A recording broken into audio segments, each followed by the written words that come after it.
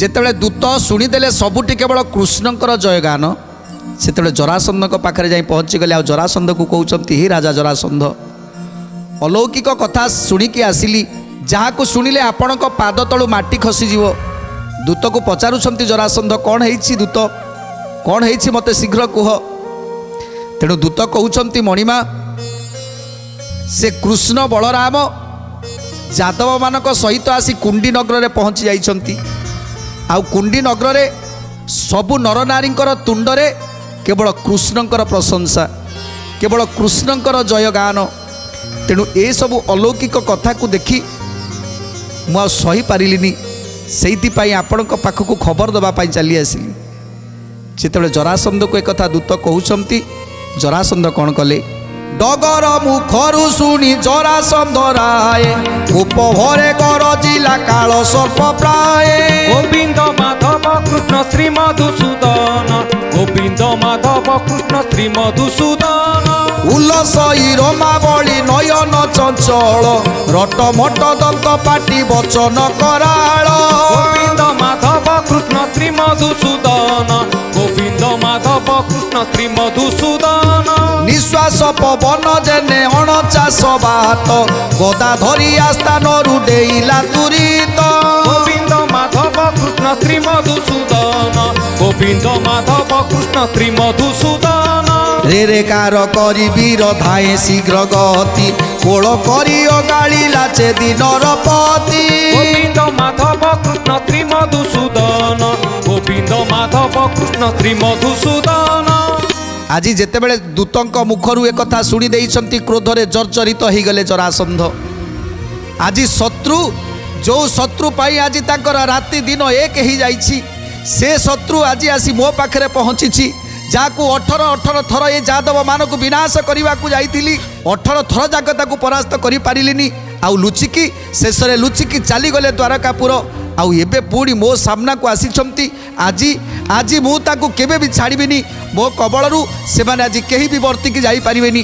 जितेबले जरासंध गदा को धरी जिते बाहरी पड़े सिंहासन तल को ओल्लै पड़े सेतेबले चेदी देशर राजा दमघोष जहाँकर पुत्र शिशुपाल बह को आसी कुंडे की जाबुड़ी की धरी पकईले। जितेबले जाबुड़ी की धरी पकईले क्रोधरे जर्जरित होती जितेबले दमघोष जाबुड़ी की धरी जरासंध कहते छाड़ी दियो दमघोष छाड़ी दियो मते आज आज से यादव को मु विनाश करदेवी से यादव मान को समूले विनाश करदेवी। सेतेबले दमघोष कौन कहते सिरे कर पत्र जोड़ी बोले दमघोष भो देव मो कथा घेनी छाड़ मनुरोष। भो देव मो कथा घेनी छाड़ मनुरोष भो देव मो कथा घेनी छाड़ मनुरोष। पृथ्वी रे बलवंत तुम्बे महाराजा चारि उणा लक्षे नूप तुम्भर परजा चारि उणा लक्षे नूप तुमर परजा चारि उणा लक्षे नूप तुमर परजा।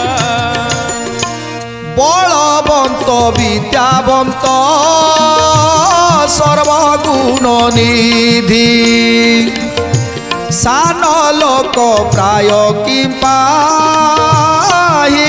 अछ क्रोधी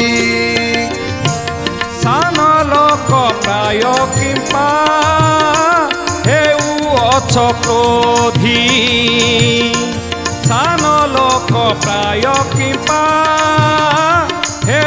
अछ क्रोधी। जितेबले जरासंध क्रोधरे जर्जरित हो गले सेतेबेले राजा दमघोष ताकू कुंडे की धरी पकेइले। आ कुंडे की धरी कहउछंती हे राजा जरासंध आपणकर बल विषय केही न जानिले भी मु ଭଲ ଭାବରେ ଜାଣିଛି। ଆପଣ ଚାହିଁଲେ ଏହି ମୁହୂର୍ତ୍ତରେ 3 ପୁରକୁ ଧ୍ୱଂସ କରିଦେଇପାରିବେ।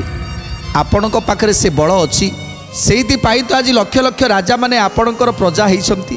ତେଣୁ ଆଜି ଯେଉଁ ଶୁଭ ସମୟରେ ଆଜି ମୋର ପୁଅର ବିଭାଘର ହେଉଛି, ଏ ସମୟରେ କ୍ରୋଧକୁ ତ୍ୟାଗ କରି ଟିକେ ଶାନ୍ତ ହେଇଯାଆନ୍ତୁ ମଣିମା। ତାପରେ କ'ଣ ହେଇଛି ଆମେ ବୁଝାବୁଝା କରିବା। ଯଦି ଆପଣ ଏହି ସମୟରେ କ୍ରୋଧ କରିବେ ତାହେଲେ ଏଠି ଗଣ୍ଡଗୋଳ ଉପୁଜିବ। ଯେତେବେଳେ ଏଠି ଗୋଳ ଉପୁଜିବ ସେତେବେଳେ ବିଭାଘରଟା ବନ୍ଦ ହେଇଯିବ।